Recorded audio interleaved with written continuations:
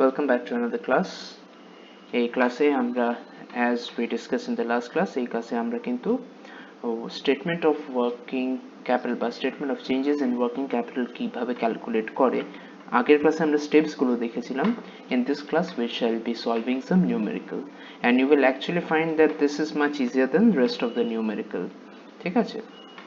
So let us begin with the first numerical.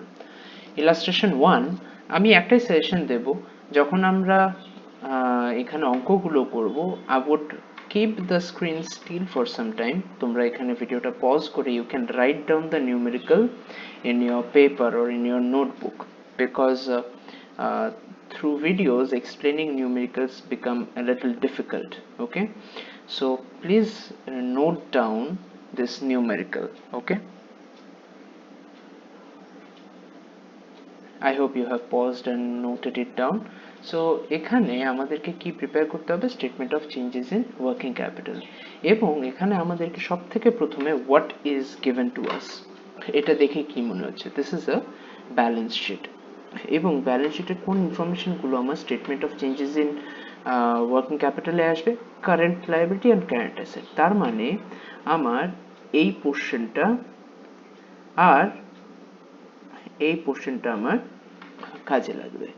ঠিক আছে, এবার দেখো এটা রিলেটেড আবার এখানে একটা নোট দেওয়া আছে, মানে ট্রেড পেয়েবলসে একটু লক্ষ্য করতে হবে.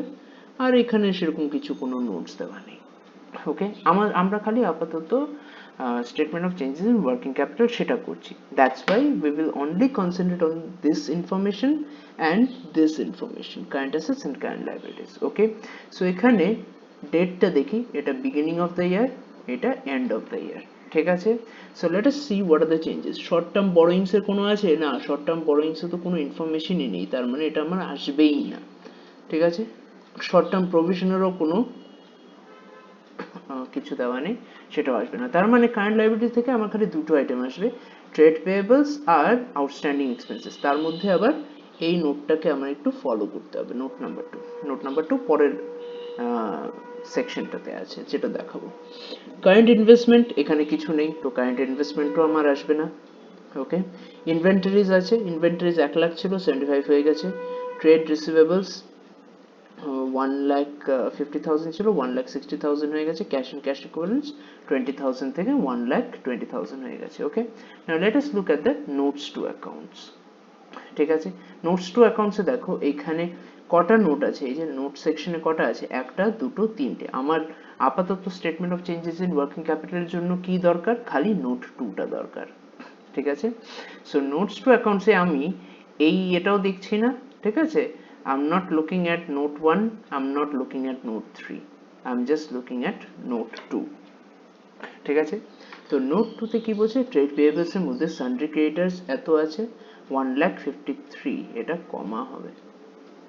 1,53,000 at the beginning of the year, at the end of the year 1,90,000. R bills payable 40,000 and 50,000. ঠিক আছে, সো এই স্ক্রিনটাও কিন্তু as a part of the question. So after you have written down this balance sheet, please write down notes to accounts এই পোর্শনটা. ঠিক আছে, আশা করি তোমরা লিখে নিয়েছো. নাও we will go to the solution. So দেখো আমাদের কি কি আইটেম আসবে এখান থেকে. ট্রেড পেয়েবলস এর ইনফরমেশন তো আমার এখানেই আছে নোটস টু অ্যাকাউন্টসে. তার মানে আমার sundry creditors, bills payable and other current liabilities, এগুলো কারেন্ট লায়াবিলিটিতে আসবে. আর এখানে inventories, trade receivables, cash and cash equivalents. এটাকে সলিউশন কি করে করব? আমাদেরকে বলছে prepare statement of changes in working capital. Simple, এটা হলো আমাদের সলিউশনটা. ঠিক আছে, now we will do it systematically. সব থেকে প্রথমে পার্টিকুলার্স, বিগিনিং, এটা এন্ড অফ দি ইয়ার, আর এফেক্ট অফ ওয়ার্কিং ক্যাপিটাল, যেটার মধ্যে একটা পোর্শন আছে ইনক্রিজ আর একটা পোর্শন আছে ডিক্রিজ. ঠিক আছে, সব থেকে আমাদেরকে আগে কারেন্ট অ্যাসেটটা লিখতে হয়. ঠিক আছে, যেটাকে এ লিখতে হয়. এ কেন আলাদা লিখছি? কারণ কি দেখো নিচে ওয়ার্কিং ক্যাপিটাল এখানে এ মাইনাস বি আমরা করছি, মানে এই এর total, this total minus this total করি তাই. ঠিক আছে, so it's better you write A B, কারণ কি এখানে ব্র্যাকেটের মধ্যে current asset minus current liability করতে গেলে ইট গেটস লেংদি. ঠিক আছে, সো কারেন্ট অ্যাসেটের মধ্যে আমার ইনভেন্টরি, সানড্রি ডেটার্স এন্ড ক্যাশ আছে. এদের ভ্যালুগুলো অ্যাজ ইট ইজ যেটা আমাদের ছিল সেটা আমরা এই প্রথম দুটো কলমে বসিয়ে দিয়েছি, ঠিক আছে, ডেট অনুযায়ী তাদের ফিগার বসিয়ে দিচ্ছি। এবার এই যে ইনক্রিজ আর ডিক্রিজ কলমটা এটা আমরা এবার বসাবো, ঠিক আছে। অলরেডি স্ক্রিনে আনসার আছে, but how the answer came we will see. দেখো ইনভেন্টরিজ আমার 1 লাখ ছিল, 1 লাখ থেকে সেটা 75,000 এ গেছে, তার মানে কি ইনভেন্টরি রিডিউস হয়েছে। এটা কিন্তু কারেন্ট অ্যাসেট, আমার ওয়ার্কিং ক্যাপিটাল ফর্মুলাটা কি, current asset minus current liabilities. এবার কারেন্ট অ্যাসেট যদি আমার ফল করে তো অবভিয়াসলি আমার ওয়ার্কিং ক্যাপিটালও ফল করবে, তাই এই জায়গায় আমি ডিক্রিজে আমি 25,000 দিয়েছি, ঠিক আছে। নেক্সটটা দেখো সানড্রি ডেটার্স 1,50,000 ছিল, 1,60,000 হয়েছে। ডেটার্স কমেছে না বেড়েছে? 10,000 টাকা বেড়েছে। এবার কারেন্ট অ্যাসেট বাড়লে কি হবে, ওয়ার্কিং ক্যাপিটাল বাড়বে 10,000, ঠিক আছে। ক্যাশ 20,000 ছিল, 1,20,000 হয়েছে, তো 1 লাখ টাকা বেড়েছে, ওয়ার্কিং ক্যাপিটালকে 1 লাখ টাকা বাড়িয়েছি বলে এটা 1 লাখ এখানে ইনক্রিজে, ঠিক আছে। তো এবার এগুলো টোটালটা আমি এখানে লিখলাম আর এটা টোটালটা আমি এখানে লিখলাম, ঠিক আছে। This is the total of A, ঠিক আছে। এবার আসো কারেন্ট লায়াবিলিটিসে। ট্রেড পেয়েবলস এর মধ্যে দুটো আইটেম ছিল, সানড্রি ক্রেডিটর্স, বিলস পেয়েবল, সেটাকে আগে লিখে নিলাম 1,53,9 1,90,000। এবার লায়াবিলিটি এখানে কত বেড়েছে, 37,000 এ বেড়েছে। এটাকে ডিক্রিজে কেন লেখা হয়েছে, একদম সিম্পল ভাবে ভাবো, ঠিক আছে। Current asset minus current liability, এটাই তো আমার ফর্মুলা। এবার লায়াবিলিটি যদি আমার বাড়ে তো অবভিয়াসলি আমার ওয়ার্কিং ক্যাপিটালের ভ্যালুটা কমতে থাকবে, ঠিক আছে। তাই যেহেতু এটা বেড়ে গেছে, since it has increased by 37,000, overall আমার ওয়ার্কিং ক্যাপিটালকে কিন্তু রিডিউস করে দিচ্ছে বাই 37,000, তাই আমি 37,000 ডিক্রিজে লিখলাম, ক্লিয়ার। বিলস পেয়েবল দেখো 40,000 আছে, সেটা হয়ে গেছে 50,000, আবার 10,000 বেড়েছে। কারেন্ট লায়াবিলিটি বাড়লে ওয়ার্কিং ক্যাপিটাল ফল করছে, তাই সেটা 10,000 এইদিকে। আউটস্ট্যান্ডিং এক্সপেন্সেস আগে 7,000 ছিল, এখন 5,000, তার মানে কি কারেন্ট লায়াবিলিটি কমেছে। কারেন্ট লায়াবিলিটি কমলে আমার ওয়ার্কিং ক্যাপিটাল ভ্যালুটা বেড়ে যাচ্ছে, তো সেখানে তাই 2,000 আমার ইনক্রিজে, ওকে। আর এটা হয়ে গেল আমার বি, ঠিক আছে। এই কলমটাও, এই কলমটা এ, এই কলমটা এ, এই কলমটা বি, এই কলমটাও বি, ঠিক আছে। এবার এখানে কি বলছে, ওয়ার্কিং ক্যাপিটাল হলো এ মাইনাস বি, তার মানে এই ফিগারটা 2,70,000 মাইনাস 2 লাখ করে এখানে কত আসছে 70,000, তারপরে 3,55,000 মাইনাস এই যে 2,45,000, ঠিক আছে। তো এটা আসছে কত 1,10,000। এবার দেখো তো আমার বছরের শুরুতে 70,000 ছিল ওয়ার্কিং ক্যাপিটাল, বছরের শেষে আমার 1,10,000, ঠিক আছে। তার মানে আমার ওয়ার্কিং ক্যাপিটাল ইনক্রিজ করেছে, তাই আমি এখানে কিন্তু ইনক্রিজ ইন ওয়ার্কিং ক্যাপিটাল লিখেছি। তো ওভার দ্য ইয়ার্সে কত ইনক্রিজ হয়েছে, 40,000, এখানে 40,000 দিলাম কেন, আমার এইগুলোর ব্যালেন্সটা আমি সিমিলার করছি, ঠিক আছে। তো আমার 70,000 থেকে 1,10,000 যেতে আমার 40,000 বেড়েছে, তাই আমি 40,000টাকে এই জায়গাটাতে লিখেছি, ওকে। এবার এই দুটোকে টোটাল করলে দেখো 1,10,000 এসছে, এটাও 1,10,000, তার মানে 70 সাথে 40 অ্যাড করলেই 1,10,000 আসছে, আমাদের হিসাবটা তাহলে ঠিক। এবং এটা যেটা ইনক্রিজ হয়েছে এটাকে দেখানো হচ্ছে এদিকে ডিক্রিজ কলমে টু ব্যালেন্স ইট অফ, এই ব্যালেন্সটা আমার সিমিলার দরকার, ঠিক আছে। তো অলওয়েজ মনে রাখবে যদি আমার ইনক্রিজ হয় সেটাকে আমার এফেক্টের এদিকে ডিক্রিজে দেখাতে হচ্ছে টু ব্যালেন্স, ঠিক আছে। আর এটা যদি আমার ডিক্রিজ হয় তাহলে সেটা আমার এই জায়গায় এসে পড়বে, ঠিক আছে। তো এবার এইগুলো, এই দুটো কলম সিমিলার, এই দুটো কলম সিমিলার, ব্যালেন্স হয়ে গেল। তো আমার আলটিমেটলি কি হচ্ছে, আমার এই ইনফরমেশনটা বেশি important, increase in working capital by how much, 40,000, ঠিক আছে। So this is my statement of changes in working capital. এটা ছিল আমাদের first illustration. Let us do another, আর একটু ক্লিয়ার হবে, ইলাস্ট্রেশন 2। এগেইন বলবো সম্পূর্ণ কোয়েশ্চেনটাকে, এটা ব্যালেন্স শিট দেওয়া আছে, ব্যালেন্স শিটটাকে আগে খাতায় কপি করে নাও।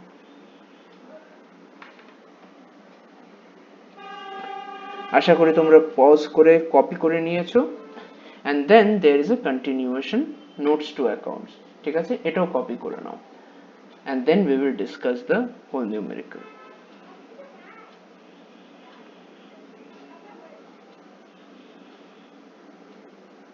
তো এখান থেকে আমাদেরকে statement of changes in working capital বের করতে হবে, ঠিক আছে। এগেইন আমাদের কোন ইনফরমেশনটা দরকার, আমাদের ইনফরমেশন দরকার কারেন্ট লায়াবিলিটিস এর, তার মানে আমার এই ইনফরমেশনটা খালি দরকার। এটা মানে এই দুটো আইটেম আছে, এই দুটো আইটেমের রেসপেক্টে আমার কোনো নোটস নেই, তো আমার কারেন্ট লায়াবিলিটি নিয়ে কোনো ঝামেলা নেই। কারেন্ট অ্যাসেটে দেখি, কারেন্ট অ্যাসেট এখানে দেওয়া আছে, তার মানে আমার এই সব কটা ইনফরমেশন আমার দরকার, ঠিক আছে। তার মধ্যে দেখো শর্ট টার্ম বরোয়িংস এর কিন্তু কলামটা খালি আছে, তার মানে শর্ট টার্ম বরোয়িংস তো আমার আসছেই না এখানে, ঠিক আছে। কারেন্ট অ্যাসেটে চলে আসো, কারেন্ট ইনভেস্টমেন্টস এর কোনো ফিগারই দেওয়া নেই, তো কারেন্ট ইনভেস্টমেন্টস আমার দরকারই নেই, তার মানে আমার এখান থেকে একটা আইটেম আসছে লায়াবিলিটি থেকে, আর অ্যাসেট থেকে আমার কারেন্ট অ্যাসেট গুলো থেকে চারটে আইটেম আসছে, ঠিক আছে। ফিগার গুলো দেখে নাও, এখানে 16 লাখ, এটা বিগিনিং অফ দ্য ইয়ার, আর এটা এন্ড অফ দ্য ইয়ার, ঠিক আছে। বিগিনিং অফ দ্য ইয়ারে trade payable 16 lakh, and of the ইয়ারে 25 লাখ, ঠিক আছে। তো এই করে বাকি ফিগারগুলো ভালো করে নোটিস করে নাও, and if you have written the numerical in your notes then it will be easy to follow. Let us go to the solution part. আমার তাহলে এখানে কোনো দরকারই নেই এই নোটস টু অ্যাকাউন্টস এর, এটা খালি একটা এক্সট্রা ইনফরমেশন দেওয়া আছে। দেখো এটা কেন দেওয়া হয়েছে, আমি কিন্তু এটা নাও দিতে পারতাম, বাট কোশ্চেন পেপারে অনেক সময় কিন্তু এইভাবে দেওয়া থাকবে, জাস্ট টু কনফিউজ ইউ, যে নোটস টু অ্যাকাউন্টস এতটা দিয়েছে তার মানে তো নিশ্চয়ই কাজে লাগবে। কিন্তু তোমাকে যদি খালি বলে থাকে যে তুমি statement of change in working capital, তুমি খালি কারেন্ট অ্যাসেট কারেন্ট লায়াবিলিটি নিয়ে দেখবে, কিন্তু এখানে না share capital current asset current লায়াবিলিটির পার্ট, না রিজার্ভ এন্ড সারপ্লাস, না ট্যানজিবল অ্যাসেটস, ঠিক আছে। তাই এগুলো কিন্তু এক্সট্রা ইনফরমেশন অনেক সময় দেওয়া থাকতে পারে to confuse, so don't get confuse, keep your logic clear, ঠিক আছে। তো চলো এবার আমরা সলিউশনে যাই। সলিউশনে দেখো beginning of the year, end of the year, effect, increase, decrease, আশা করি প্রোফর্মাটা বানিয়ে নিয়েছো, ঠিক আছে।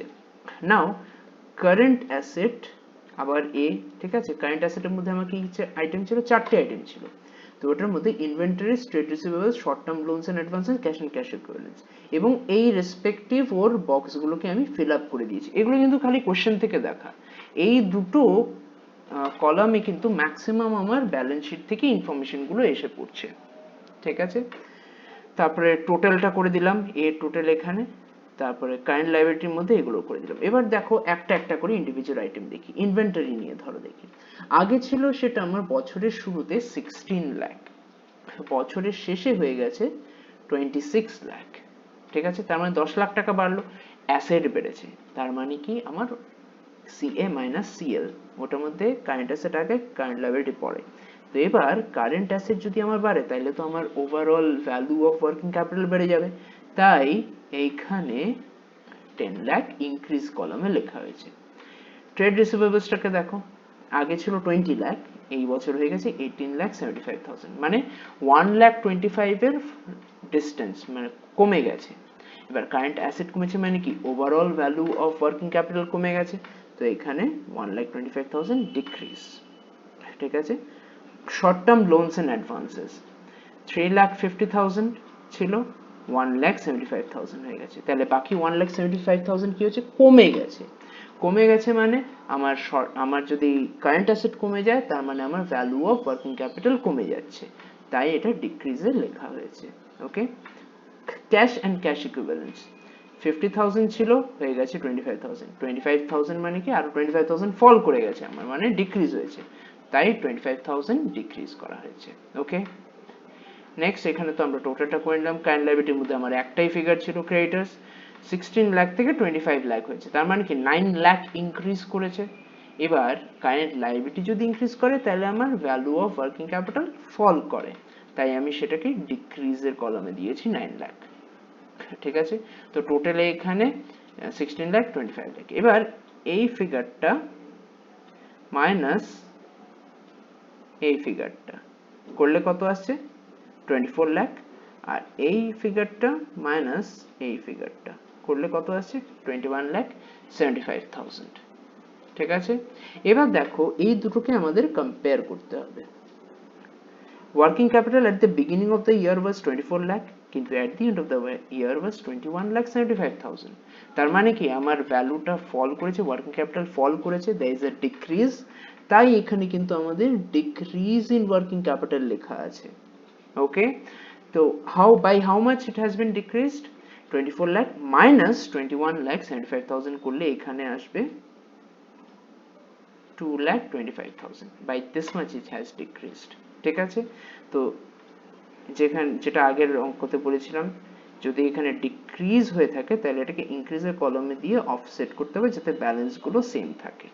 তো এখানের ব্যালেন্সটা হয়ে যাচ্ছে 2,40,000, এখানেও 2,40,000, এখানে আমি যদি আলাদা করে ক্যালকুলেট করি দেন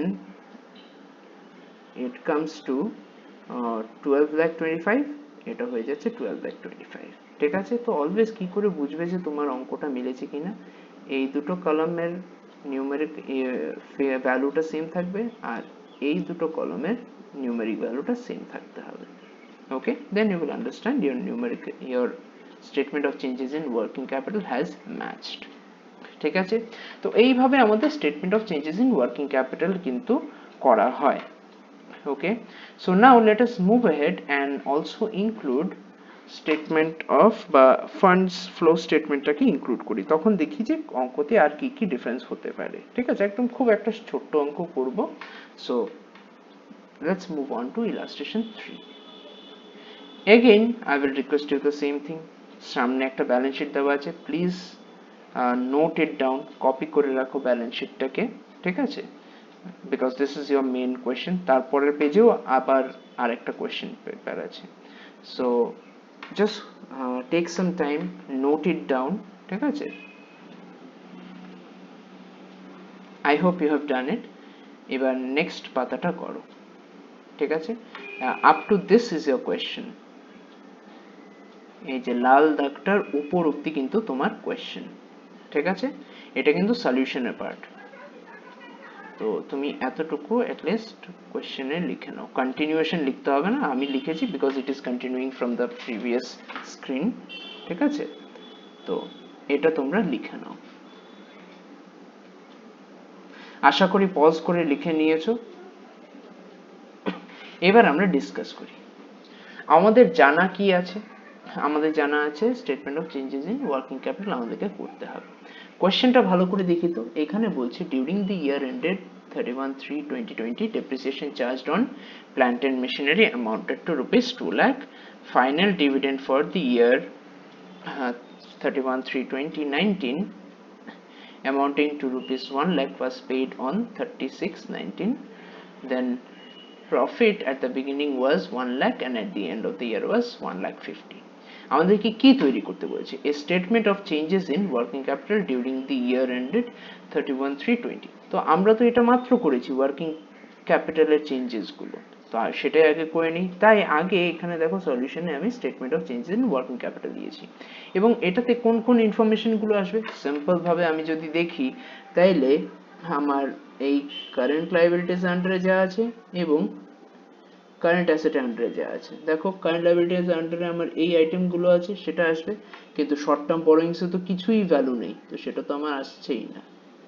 ঠিক আছে, তারপরে ট্রেড পেয়েবলস ট্রেড ক্রেডিটরস এর আইটেম আছে, কিন্তু আদার কারেন্ট লায়াবিলিটিস এ কিছু নেই, তো সেটাও কেটে দেই।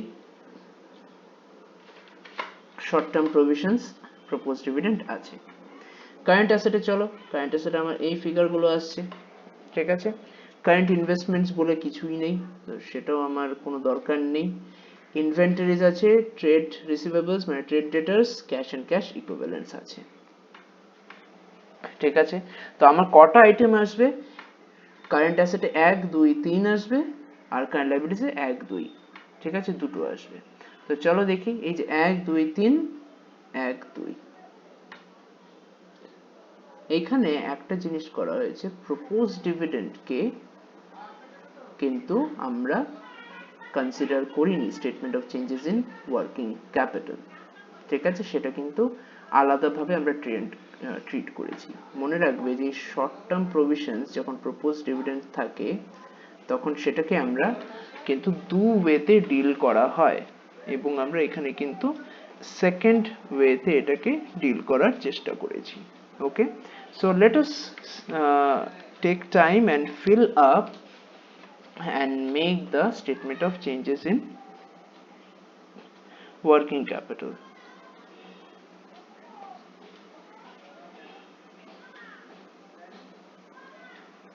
আশা করি করে নিয়েছো।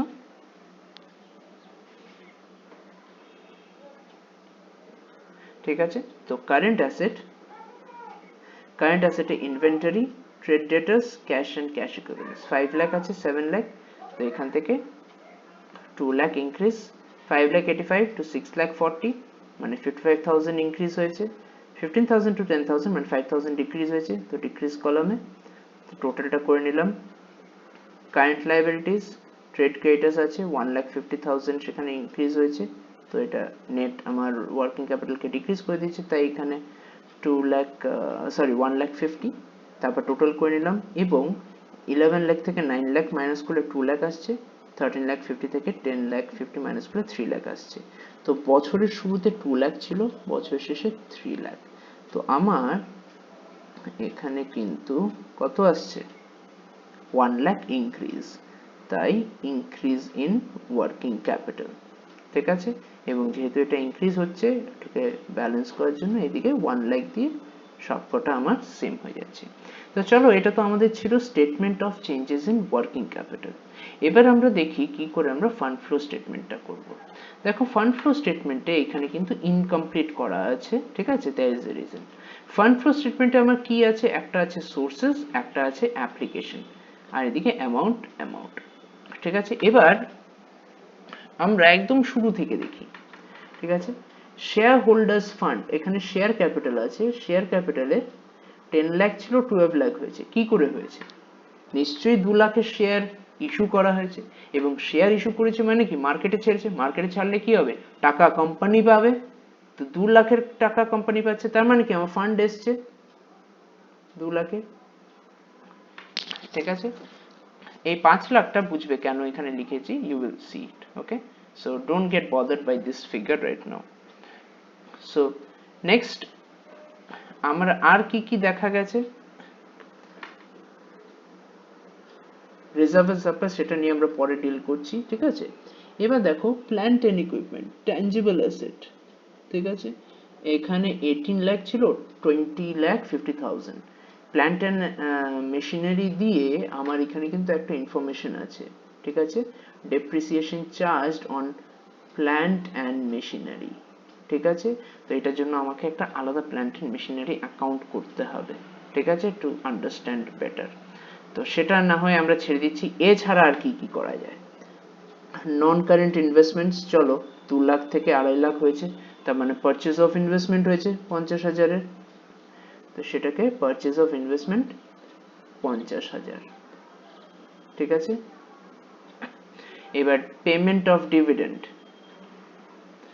এখানে দেখো final dividend for the year amounting two rupees 1 lakh was paid, এখানে কি বলছে 1 লাখ ডিভিডেন্ড পে করা হয়েছে, তাই আমরা অ্যাপ্লিকেশনের আন্ডারে ডিভিডেন্ড এখানে লিখলাম 1 লাখ। ঠিক আছে, এখানে কেন এইভাবে লিখছি, কারণ কি এটা তো অ্যাপ্লিকেশন, যেখানে যেখানে আমার খরচা হয়েছে সেটা আমি এই সাইডে লিখছি, যেখান থেকে আমার ইনকাম হয়েছে সেটা আমি এই জায়গায় লিখছি। ঠিক আছে, তো পারচেজ মানে কি আমার খরচা হয়েছে, পেমেন্ট মানে কি আমার খরচা হয়েছে। ঠিক আছে, এবং এখানে দেখো লাস্ট আইটেমটা, এখানে ইনক্রিজ ইন ওয়ার্কিং ক্যাপিটাল বলা হয়েছে। ইনক্রিজটা কেন বলা হয়েছে, এখানে ইনক্রিজটা এই কারণে বলা হয়েছে, কারণ কি আমার যদি ওয়ার্কিং ক্যাপিটাল ইনক্রিজ করে তার মানে কি, ওয়ার্কিং ক্যাপিটাল ইনক্রিজ করা মানে আমার ইদার কারেন্ট অ্যাসেট বাড়া, তো কারেন্ট অ্যাসেট কি করে বাড়বে, অবশ্যই আমি সেখানে কিছু টাকা ঢেলেছি বলেই, টাকা দিয়ে আমি কারেন্ট অ্যাসেটটা নিয়েছি, বা কোনো কারণে আমার টাকা সেখানে ইনভেস্টেড রয়েছে, তো সেটা কিছু তো অ্যাপ্লিকেশন অফ ফান্ড। বা আমি কারেন্ট লায়াবিলিটি ডিক্রিজ করেও আমার ইনক্রিজ ইন ওয়ার্কিং ক্যাপিটাল হতে পারে, তো আমি যদি কারেন্ট লায়াবিলিটি ডিক্রিজ করি, ধরো ক্রেডিটার্স আমার কমে গেল, কি করে কমবে, আমাকে তো সে টাকা দিতে হচ্ছে, আমার তো ফান্ড বেরিয়ে যাচ্ছে, তাই ইনক্রিজ ইন ওয়ার্কিং ক্যাপিটাল কিন্তু অ্যাকচুয়ালি অ্যাপ্লিকেশন সাইডে আসবে, কারণ কি ওয়ার্কিং ক্যাপিটাল ইনক্রিজ কি করে করেছে, ইদার আমাকে ফান্ড দিয়ে কারেন্ট লায়াবিলিটি, ফান্ড খরচা করে কারেন্ট লায়াবিলিটি কমাতে হয়েছে, বা ফান্ড ইউজ করে আমাকে কারেন্ট অ্যাসেট বাড়াতে হয়েছে তার জন্য। এবার দেখো প্ল্যান্ট এন্ড মেশিনারি অ্যাকাউন্ট যেটা বলছিলাম সেটা আমরা ওয়ার্কিং নোটস 1 এ লিখছি, ঠিক আছে। এইখানে দেখো প্ল্যান্ট এন্ড মেশিনারির ওপেনিং ব্যালেন্স ছিল 18 লাখ, আর এখানে 20,50,000। তাই এখানে আমরা প্ল্যান্ট এন্ড মেশিনারি যখন লিখছি তখন আমরা টু ব্যালেন্স পেটি opening balance 18 lakh, closing balance 2,50,000 লিখে দিলাম। আমাদেরকে কোশ্চেনে বলেছে এখান থেকে দেখো 2 লাখের কিন্তু আমার ডেপ্রিসিয়েশন দেওয়া হয়েছে, তো বাই ডেপ্রিসিয়েশন আমরা চার্জ করলাম 2 লাখ, তো আমার টোটাল এসে পড়লো 22,50,000। আমার এখানেও 22,50,000। তো এই যে ব্যালেন্সিং ফিগারটা বেরোলো 4,50,000, এটা টু ব্যাংক, তার মানে কি এই 4.5 লাখ টাকা কিন্তু আমার এক্সট্রা পেমেন্ট করে কিছু প্ল্যান্ট এন্ড মেশিনারি কেনা হয়েছে। তাই এখানে আমরা purchase of plant and machinery note 1 দিয়ে আমরা এখানে 4,50,000 লিখেছি, ঠিক আছে। আশা করি এই ওয়ার্কিং নোট 1টা ক্লিয়ার হয়ে গেছে। কিন্তু এখনো আরেকটা সমস্যা আছে। কি সমস্যা? এখন আমাদের সমস্যা হলো এখানে profit at the beginning of the ইয়ার 1 লাখ বলা আছে, at the end of the ইয়ার 1,50,000। আর আমার এখানে আরেকটা আনটাচড আইটেম আছে, সেটা হলো প্রপোজ ডিভিডেন্ড, ঠিক আছে। এবার সেটা নিয়ে আমি কি করব? আগে ভালো করে ইনফরমেশনটা দেখো। প্রফিট এই আইটেমটা কি তুমি কোথাও পেয়েছো? দেখো তো ব্যালেন্স শিটে ভালো করে, প্রফিট বলে কোনো জায়গায় কিছু আছে? নেই। তো প্রফিটটা আমি এবার কি করব? দেখো সারপ্লাস শব্দটা দেখছো তো, এই সারপ্লাস শব্দটার মধ্যেই কিন্তু প্রফিটটা লুকিয়ে আছে। রিজার্ভ এন্ড সারপ্লাস মানে রিজার্ভের সাথে আর এক্সট্রা ওই প্রফিটটাও সেখানে ম্যাচ অ্যাড করে দেওয়া আছে, ঠিক আছে। তো এইখানে যদি বলে at the beginning of the ইয়ার 1 লাখ আমার প্রফিট ছিল, তার মানে কি এই 6 লাখের মধ্যে 1 লাখ হলো আমার প্রফিট, আর বাকি 5 লাখ কি রিজার্ভস, ঠিক আছে। সেম জিনিস দেখো বছরের শেষে আমার প্রফিট হলো 1,50,000, তাইলে 7,50,000 মধ্যে 1,50,000 আমার প্রফিট, তো বাকি 6 লাখ কি আমার রিজার্ভ, ঠিক আছে। তো আমার তাইলে দেখা যাচ্ছে রিজার্ভ এই জায়গায় আমার 5 লাখ ছিল at the beginning of the year, আর রিজার্ভ আমার at the end of the year কত হয়ে যাচ্ছে? 6 লাখ। 7,50,000 মাইনাস 1,50,000, ঠিক আছে। তার মানে কি রিজার্ভ আমার 5 লাখ ছিল, হয়ে গেছে বছর শেষে 6 লাখ। ভালো করে ভেবে দেখো তো, রিজার্ভে তাহলে টাকা ট্রান্সফার হয়েছে। সো এইখান থেকে আমরা একটা হিডেন ইনফরমেশন পাচ্ছি এই পার্টিকুলার প্রফিটের লাইনটা দিয়ে, যে খালি প্রফিট চেঞ্জ হচ্ছে না, আমার কিন্তু অ্যাকচুয়ালি রিজার্ভটাও চেঞ্জ হচ্ছে, ঠিক আছে, যেটাকে আমরা ব্যাক ক্যালকুলেশন করে এখান থেকে বের করেছি। তো চলো এগুলোর এখন ইয়েতে করি, তার জন্য আমাকে আলাদা একটা নতুন profit and loss adjustment account করতে হবে, ঠিক আছে।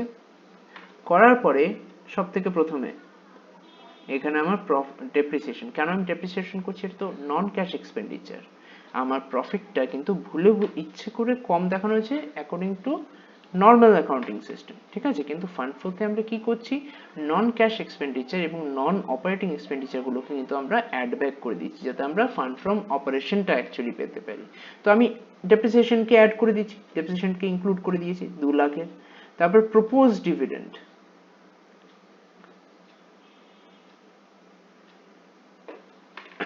এই প্রপোজ ডিভিডেন্ডটাও আমাকে এখানে দিতে হবে 1,50,000, কারণ কি সেটা আমরা আলাদা একটা ডেডিকেটেড ক্লাস ছিল প্রপোজ ডিভিডেন্ড হলে কি করে আমরা ডিল করব সেটাকে নিয়ে, ঠিক আছে। তো এদিকে পেমেন্ট অফ ডিভিডেন্ড আছে, আর এদিকে আমরা প্রপোজ ডিভিডেন্ড এখানে লিখে দিয়েছি, ঠিক আছে। Next general reserve. জেনারেল রিজার্ভে যেটা ট্রান্সফার হলো 5 লাখ থেকে 6 লাখ হলো, তার মানে কি 1 লাখ। আর অবভিয়াসলি এখানে বাই ব্যালেন্স বিডি, যেটা বছরের শুরুতে প্রফিট ছিল 1 লাখ, আর বছরের শেষে প্রফিট হলো 1.5 লাখ, ঠিক আছে। এবং এখানে এটা টোটাল করলে আসছে 6 লাখ, আর তাহলে এখানেও 6 লাখ হবে। এইটা আসছে আমার ব্যালেন্সিং ফিগার, এই যে 5 লাখটা সেটা আমার ব্যালেন্সিং ফিগার। সেটা কি আমার, সেটা আমার ফান্ড ফ্রম অপারেশন, এবং সেই ফান্ড ফ্রম অপারেশনটা আসবে আমার এই জায়গায় ফান্ড ফ্রম অপারেশন 5 লাখ। এটা কিন্তু ওই ব্যালেন্সিং করে আগে আমি 7 লাখ বসে ব্যালেন্সিং করে বের করে দিলে হবে না, করতে পারো, কিন্তু এখানেও তোমার আনসারটা মিলতে হবে। তার মানে আমার প্রফিট এন্ড লস অ্যাডজাস্টমেন্ট অ্যাকাউন্টে এই ফিগারটা যদি আমার এটার সাথে ম্যাচ করে যায় তাহলে আমি বলতে পারি আমার অঙ্ক ঠিক আছে। ঠিক আছে, so this is how you have to do, this is how we will have to proceed with fund flow statement, and this is just a short example of how to solve the numerical. আশা করি clear হয়েছে, না clear হলে please watch the videos again and again so that you may learn. Thank you so much. This is the end of the class.